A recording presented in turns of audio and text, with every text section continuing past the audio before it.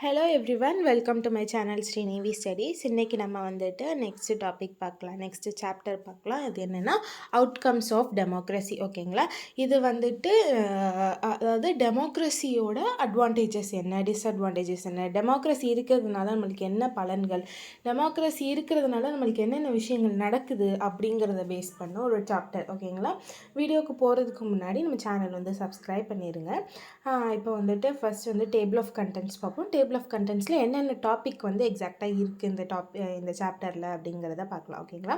First one என்னென்னா, how do we access democracy's outcome, accountable responsive legitimate government, economic growth and development, reduction of inequality and poverty, accommodation of social diversity, dignity and freedom of citizens. ஓகேங்களா? இதெல்லாம் தான் வந்துட்டு இந்த 6 topic வந்து இந்த சாப்டரில் இருக்குது. இந்த வீடியோவில் நம்ம வந்து ஃபஸ்ட்டு 2 டாபிக்ஸ் வந்து பார்க்கலாம். ஓகேங்களா? ஃபஸ்ட்டு டாபிக் என்னென்னா, how do we access democracy's outcome, அதாவது டெமோக்ரஸிஸோட அவுட்கம், டெமோக்ரஸிலேருந்து கிடைக்கிற விஷயங்களை நம்மளுக்கு வந்துட்டு எப்படி கிடைக்கும், நம்மளுக்கு எப்படி அதை வந்து நம்ம எப்படி வாங்கிக்க முடியும். ஏன்னா டெமோக்ரஸிஸ்லேருந்து நிறைய அட்வான்டேஜஸும் இருக்குது, டிஸ்அட்வான்டேஜஸும் இருக்குது. அது நம்மளை எந்த விதத்தில் பாதிக்குது, அது நம்ம வந்து எப்படி வாங்கிக்கிடலாம் அப்படிங்கிறது தான் வந்துட்டு இதோட இந்த டாபிக், இந்த டைட்டிலோட மீனிங்னு சொல்லலாம். ஓகேங்களா? டெமோக்ரஸி இஸ் பெட்டர் பிகாஸ், ஏன்னா இது என்ன சொல்கிறாங்கன்னா டெமோக்ரஸிஸோட அட்வான்டேஜஸ். ஓகேங்களா? ப்ரொமோட்ஸ் ஈக்குவாலிட்டி அமாங் சிட்டிசன், எல்லா சிட்டிசனையும், அதாவது இப்போ இந்தியா அப்படிங்கிற டெமோக்ராட்டிக் கண்ட்ரி எடுத்துக்கிட்டோம்னா எல்லா சிட்டிசனுமே வந்துட்டு ஈக்குவல். ஓகேங்களா? All Indian citizens are equal, அதாவது வந்துட்டு ஃபர்ஸ்ட் பாயிண்ட். ஓகேங்களா? அதாவது இது எல்லாமே வந்துட்டு இந்த 5 பாயிண்ட்டு வந்து டெமோக்ரஸியோட அட்வான்டேஜஸ். ஓகேங்களா? அடுத்தது enhances dignity of the individual, எல்லா மனுஷங்களுக்கும் அதாவது ஒரு மரியாதையை வந்துட்டு கொடுக்கறது இந்த டெமோக்ரஸி. அப்புறம் வந்து குவாலிட்டி ஆஃப் டெசிஷன் மேக்கிங், ஏதாவது ஒரு முடிவு எடுக்கிறதுனா அது வந்து பர்ஃபெக்டாக கரெக்டாக இருக்கிறதுக்கு நம்ம டெமோக்ரஸி அப்படிங்கிற ஃபார்ம் ஆஃப் கவர்மெண்ட் வந்து ஹெல்ப்ஃபுல்லாக இருக்குது. ஏன்னா வந்து டெமோக்ரஸி அப்படின்னு பார்க்கும்போது பல பேர்கிட்ட வந்து டிஸ்கஸ் பண்ணி அதுக்கப்புறம் தான் ஒரு டெசிஷன் வந்துட்டு இம்ப்ளிமெண்ட் பண்ணுவாங்க. ஓகேங்களா? அடுத்தது provides a method to resolve conflicts, ஏதாவது பிரச்சனை வந்துச்சுன்னா அந்த பிரச்சனையை வந்து சால்வ் பண்ணுறதுக்கான வழிகள் வந்துட்டு ஈஸியாக கொடுக்கக்கூடியது நம்மளோட டெமோக்ரஸி. ஓகேங்களா? அடுத்தது allows room to correct mistake, ஏதாவது மிஸ்டேக் நடந்துச்சுன்னா நம்ம டெமோக்ரஸிலேயோ நம்ம கவர்மெண்ட்லேயோ ஏதாவது மிஸ்டேக்ஸ் நடந்துச்சுன்னா அதை வந்து கரெக்ட் பண்ணுறதுக்கு, அதை வந்து சரி பார்க்குறதுக்கு வந்துட்டு ஒரு வழி, அதாவது ஒரு சான்சஸ் வந்துட்டு நம்ம டெமோக்ரஸி வந்து கொடுக்கும். ஓகேங்களா? அடுத்து வந்து ஒரு கொட்டேஷனில் கொடுத்துருக்கேன், என்னென்னா democracy is seen to be good in principle but felt to be not so good in practice. அதாவது நம்ம வந்து சும்மா பேச்சுக்கு வேணால் சொல்லலாம் டெமோக்ரஸி தான் பெஸ்ட் கவர்மெண்ட் அப்படி இப்படின்ட்டு சொல்லலாம். ஆனால் ரியாலிட்டியில் பார்த்தோம்னா நம்ம டெமோக்ரஸிலேருந்து எவ்வளோ எக்ஸ்பெக்ட் பண்ணுவோமோ அவ்வளோ தூரம் வந்து டெமோக்ரஸி நம்மளை வந்து சாட்டிஸ்ஃபை பண்ணாது அப்படின்ட்டு சொல்கிறாங்க. நம்ம எவ்வளோ தூரம் எக்ஸ்பெக்ட் பண்ணுறோமோ அவ்வளோ அளவுக்குலாம் கிடையாது அப்படிங்கிற மாதிரி. ஓகேங்களா? அதாவது பிரின்சிபல் சும்மா அந்த இதை பார்க்கும்போது, அந்த ஃபார்மேஷன் பார்க்கும்போது ஓகே நல்ல கவர்மெண்ட், நல்ல ஒரு ஃபார்ம் அப்படின்ட்டு தோணும். ஆனால் ரியாலிட்டியில் வந்துட்டு அது அப்படி கிடையாது. அதை வந்து நம்ம எக்ஸ்பெக்ட் பண்ணுற அளவுக்கு டெமோக்ரஸி அப்படிங்கிறது நம்மளுக்கு ஹெல்ப்ஃபுல்லாக இருக்காது அப்படிங்கிற மாதிரி சொல்கிறாங்க. ஓகேங்களா? அடுத்தது ஃபீச்சர்ஸ் ஆஃப் டெமோக்ரஸி. ஓகேங்களா? ஃபீச்சர்ஸ் அஸ் யூஷுவல் எல்லாருக்கும் தெரியும். அதாவது டெமோக்ரஸினா என்னென்ன, அதோட மேஜரான பாயிண்ட்ஸ் என்னென்ன, இம்பார்ட்டன்ட் பாயிண்ட்ஸ் என்னென்ன, அதுதான் வந்துட்டு இது. ஓகேங்களா? டெமோக்ரஸியில் வந்து ஃபஸ்ட்டு என்னென்ன நடக்கும், டெமோக்ரஸினா என்ன அப்படின்ட்டு பார்த்தோம்னா, இப்போ ஒரு கவர்மெண்ட் வந்துட்டு இப்போ இந்தியா அப்படிங்கிற ஒரு கண்ட்ரி வந்துட்டு டெமோக்ரஸியாக இருந்துச்சுன்னா அவங்களுக்குன்னு வந்து ஃபார்மலான கான்ஸ்டிடியூஷன் வந்து இருக்கும். அதாவது அந்த சட்டம், அதாவது கான்ஸ்டிடியூஷன், நம்ம இந்தியாவோட கான்ஸ்டிடியூஷன் யார் கிரியேட் பண்ணது, யார் டிராஃப்ட் பண்ணது, B.R. அம்பேத்கர். ஓகேங்களா? இப்போ வந்துட்டு இந்த மாதிரி ஒரு கண்ட்ரிக்குன்னு தனியான கான்ஸ்டிடியூஷன் இருக்கும். எல்லா ரூல்ஸ் அண்ட் ரெகுலேஷன், எல்லா சட்டமும் வந்துட்டு அந்த கான்ஸ்டிடியூஷன் புக்கில் அப்படி இருக்கும். ஓகேங்களா? அதை தவிர்த்து வந்துட்டு வேறு எந்த சட்டங்களும் வந்துட்டு ஃபாலோ பண்ண மாட்டாங்க. சப்போஸ் புதுசாக ஏதாவது ரூல்ஸை வந்துட்டு ஆட் பண்ணணும்னா அதே புக்கில் திருப்பி ஆட் பண்ணுவாங்க. ஓகேங்களா? அடுத்தது என்னென்னா எலெக்ஷன்ஸ் வந்து கண்டக்ட் பண்ணுவாங்க. ஓகேங்களா? இப்போ இந்தியாவில் 5 years ஒன்ஸ் வந்துட்டு எலெக்ஷன் கண்டக்ட் பண்ணுறாங்கல்ல, அது மாதிரி எலெக்ஷன்ஸ் வந்து கண்டக்ட் பண்ணுவாங்க. அப்புறம் பொலிட்டிக்கல் பார்ட்டிஸ் சாப்டர்லேயே வந்து சொன்னேன்ல, மக்களுக்கு வந்து டெமோக்ரஸி அப்படின்ட்டாலே அவங்களுக்கு டக்குன்னு மைண்டில் வர்றது என்னென்னா பொலிட்டிக்கல் பார்ட்டிஸ். ஓகேங்களா? ஸோ அந்த மாதிரி டெமோக்ரஸி அப்படின்னா பொலிட்டிக்கல் பார்ட்டிஸ் வந்துட்டு இருக்கும். ஓகேங்களா? அப்புறம் கேரண்டீட் ரைட்ஸ் ஆஃப் சிட்டிசனுக்கான எல்லா உரிமைகளும் வந்துட்டு கிடைக்கும் டெமோக்ராட்டிக் கவர்மெண்ட்டில். ஓகேங்களா? அதாவது டெமோக்ரஸி ஒவ்வொரு டெமோக்ரஸியும் இப்போ இந்தியாவில் ஒரு மாதிரி டெமோக்ரஸி இருக்கும், அமெரிக்காவில் ஒரு விதமான டெமோக்ரஸி இருக்கும். இப்போ இந்தியாவில் என்ன மாதிரி நம்ம ஃபாலோ பண்ணுறோமோ அது வந்து அமெரிக்காவில் இருக்கும் அப்படின்னு நம்ம வந்து எக்ஸ்பெக்ட் பண்ண முடியாது. ஏன்னா அவங்களோட சோஷியல் சுச்சுவேஷனு, எக்கனாமிக் அச்சீவ்மெண்ட்ஸ், அவங்களோட கல்ச்சர் இதை பொறுத்து வந்து டெமோக்ரஸியும் வந்து வேறுபடும். நம்மளுக்கு இருக்கிற அந்த சட்டங்கள் வந்துட்டு அமெரிக்காவில் பார்த்தோம்னா அவங்களுக்கு வந்து அதே மாதிரி இருக்காது அப்படின்ட்டு சொல்கிறாங்க. ஓகேங்களா? அதாவது what may be achieved or not achieved under these democracies might be different. நம்ம நாட்டில் என்ன பண்ணியிருக்கோம் அப்படிங்கிறத விட அடுத்த நாட்டில் வேற ஒரு டெமோக்ரஸி, இப்போ இந்தியா அமெரிக்காவே கம்பேரிசனில் வச்சுப்போமே. இப்போ நம்ம இந்தியாவில் வந்து இது பண்ணியிருக்கோம், அமெரிக்காவில் இது பண்ணலை. அமெரிக்காவில் வேற ஒரு விஷயம் பண்ணியிருக்காங்க, ஆனால் இந்தியாவில் அது பண்ணலை. இந்த மாதிரி வேறுபாடுகள்னாலேயே நம்மளோட டெமோக்ரஸி சிஸ்டமும் வந்துட்டு வேறுபடும். ஓகேங்களா? எல்லா கண்ட்ரீஸ்க்கும் இதே மாதிரி ஃபார்மேட்டில் தான் டெமோக்ரஸி, அதாவது ஜனநாயகம், அந்த ரூல்ஸ் அண்ட் ரெகுலேஷன்ஸ் இருக்கும் அப்படிங்கிறத நம்ம எக்ஸ்பெக்ட் பண்ண முடியாது. ஓகேங்களா? அடுத்தது நம்ம என்ன ஒன்று புரிஞ்சுக்கிறணும் அப்படின்னா, டெமோக்ரஸி அப்படிங்கிறது ஒரு ஃபார்ம் ஆஃப் கவர்மெண்ட் தான். ஓகேங்களா? அது வந்து ஒரு கவர்மெண்ட் தான். அது வந்து நம்மளுக்கு வந்து ஒரு கண்டிஷன்ஸ் தான் க்ரியேட் பண்ணி கொடுக்கும். நம்ம வந்துட்டு நம்மளோட கோல்ஸை வந்து அட்டைன் பண்ணுறதுக்கு, நம்ம சக்ஸஸ் ஆகிறதுக்கு நம்மளுக்கு வந்துட்டு லைட்டாக அப்படி தூக்கி தான் விடுமே தவிர, நம்மளுக்கு இதுதான் இது அப்படிங்கிற மாதிரி மீன் பிடிக்க தான் கற்றுக் கொடுக்கும். ஓகேங்களா? மீன் பிடிக்க தான் கற்றுக் கொடுக்கும். அதுவே மீன்லாம் பிடிச்சி கொடுக்காது. ஓகேங்களா? மீன் பிடிக்க கற்றுக் கொடுக்கும், மீன் பிடிச்சி கொடுக்காது. ஓகேங்களா? இது ஒரு டிஃப்ரென்ஸ் புரியுதுல? அது வந்து நம்மளுக்கு கண்டிஷன்ஸ் தான் க்ரியேட் பண்ணி கொடுக்கும். ஆனால் அதை நம்ம வந்து யூட்டிலைஸ் பண்ணி அதை வந்து நம்மளுக்கு சாதகமாக மாற்றிக்க வேண்டியது நம்மளோட திறமை தான். ஓகேங்களா?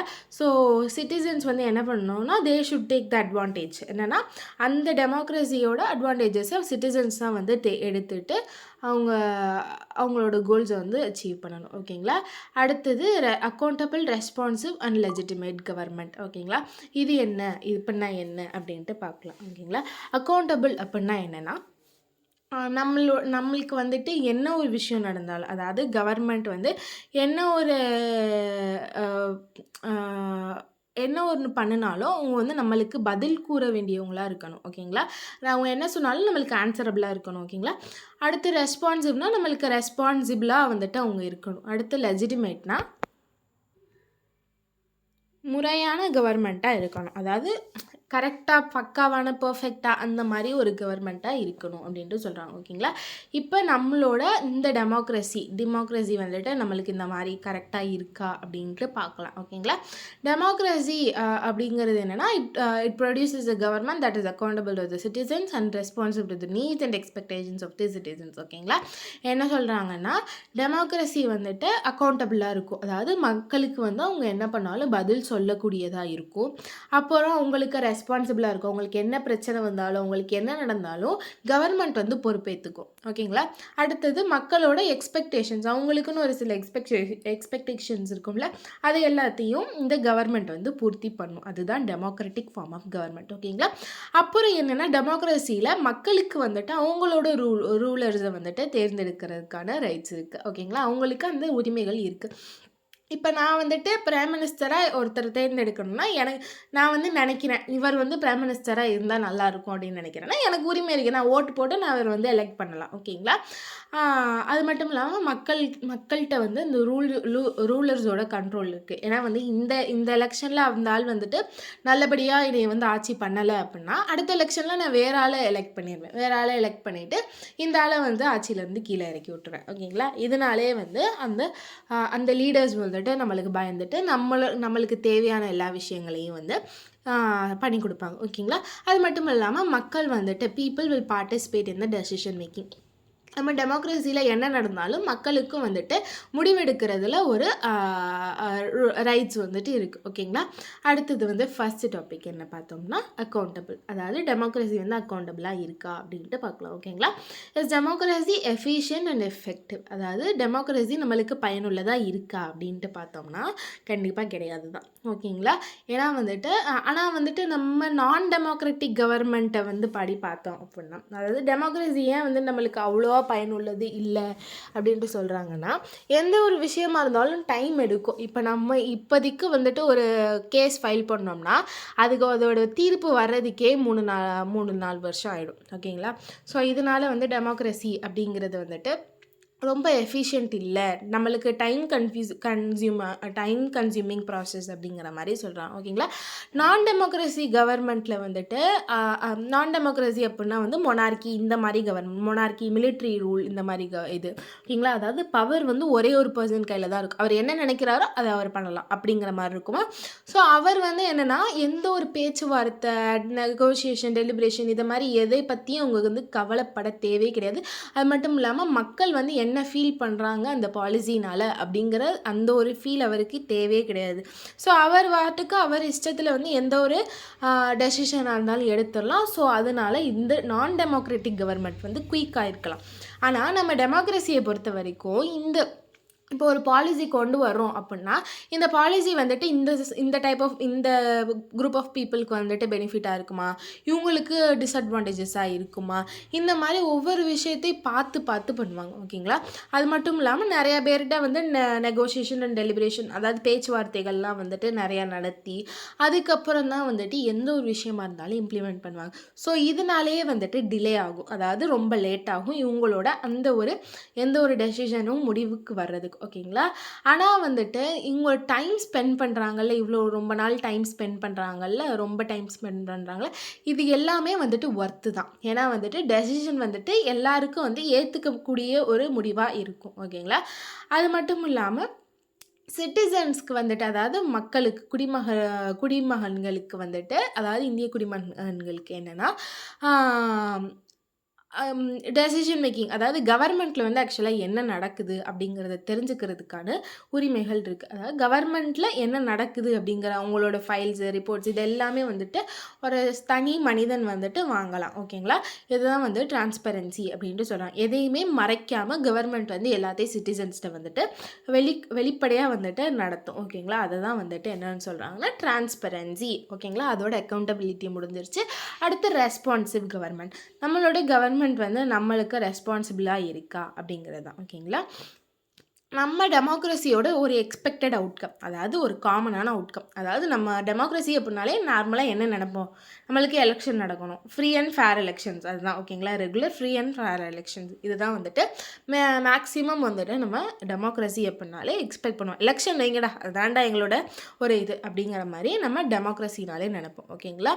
அப்புறம் என்ன அப்படின்னா open public debate on major policies and legislation. எந்த ஒரு விஷயம், எந்த ஒரு லா, எந்த ஒரு ரூல்ஸ் கொண்டு வர்றதா இருந்தாலும், எந்த ஒரு லா கொண்டு வர்றதா இருந்தாலும் அதுக்கு ஓப்பன் பப்ளிக் டிபேட் வைக்கணும். அதாவது அதாவது எல்லாருக்கும் தெரியப்படுத்துகிற மாதிரி அதை பற்றி வந்து பேச்சுவார்த்தைகள் நடக்கணும். ஓகேங்களா?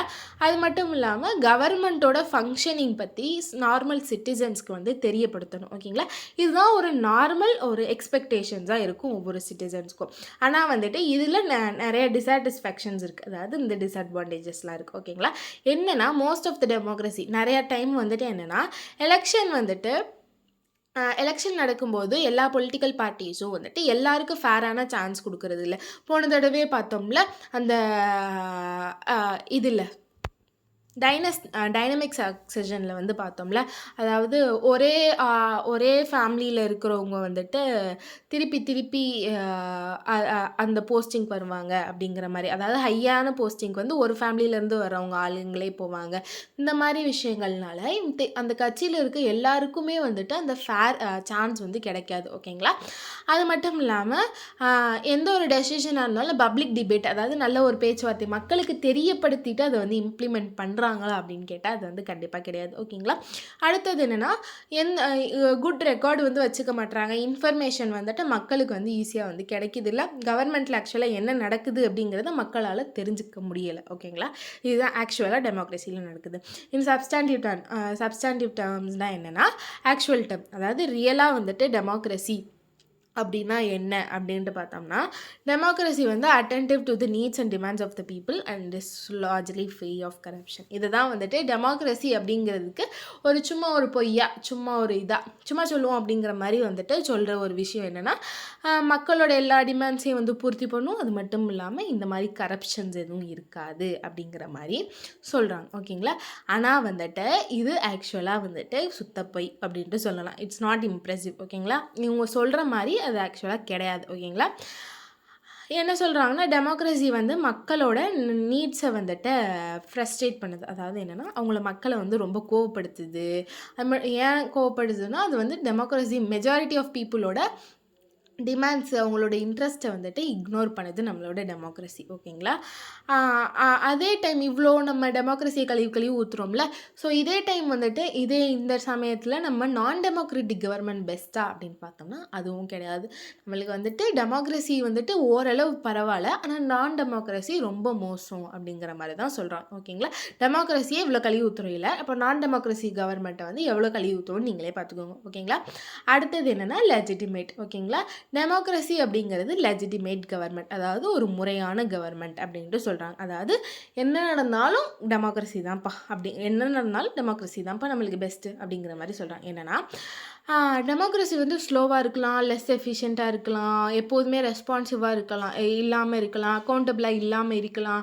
ஆனால் டெமோக்ரஸி அப்படிங்கிறது மக்களோட கவர்மெண்ட். மக்கள் தேர்ந்தெடுக்கிறவங்க தான் அங்கே ஆட்சி அமைக்கிறாங்க, அவங்க தான் லீடர் ஆகிறாங்க. ஓகேங்களா? அது மட்டும் இல்லாமல் என்னென்னா, மக்கள் வந்துட்டு எப்போதுமே என்ன நினைப்பாங்கன்னா, அவங்க செலக்ட் பண்ணுறவங்க தான் கவர்மெண்ட் வந்து ரன் பண்ணணும், அவங்க கையில் தான் ஆட்சி இருக்கணும் அப்படிங்கிற மாதிரி மக்கள் நினைக்கிறாங்க. ஸோ டெமோக்ரஸி அதை பூர்த்தி பண்ணுதில்ல. அப்புறம் என்னென்னா, மக்கள் வந்துட்டு இப்போ நான் வந்து இவரை எலெக்ஷனில் நிற்கணும், நான் ஜெயிக்க வைக்கணும்னு நினச்சேன்னா, நான் நினச்சா இவரை ஜெயிக்க வைக்கலாம். ஸோ இந்த மாதிரி பவர் வந்துட்டு என்கிட்ட இருக்கிறத தான் நான் வந்து நினைப்பேன், நான் வந்து விரும்புவேன். ஓகேங்களா? அதனால என்ன நினைக்கிறாங்கன்னா, டெமோக்ரஸி அப்படிங்கிறது சூட்டபிளான கவர்மெண்ட் தான் நம்மளுக்கு அப்படிங்கிற மாதிரி நினைக்கிறேன். என்னதான் இத்தனை டிஸ்அட்வான்டேஜஸ் இருந்தாலும் ஒரு சில அட்வான்டேஜஸ் வச்சுட்டு ஓகே இது பெட்டரான கவர்மெண்ட் தான் அப்படிங்கிற மாதிரி நம்பிக்கை. ஓகேங்களா? அவ்வளோதான். ஓகேங்களா? அடுத்தது என்னென்னா, democracy is ability to generate its own support is it's outcome that cannot be ignored. Democracy வந்துட்டு அதுவே அதுக்கு சப்போர்ட் வந்துட்டு தேடிக்குது. ஓகேங்களா?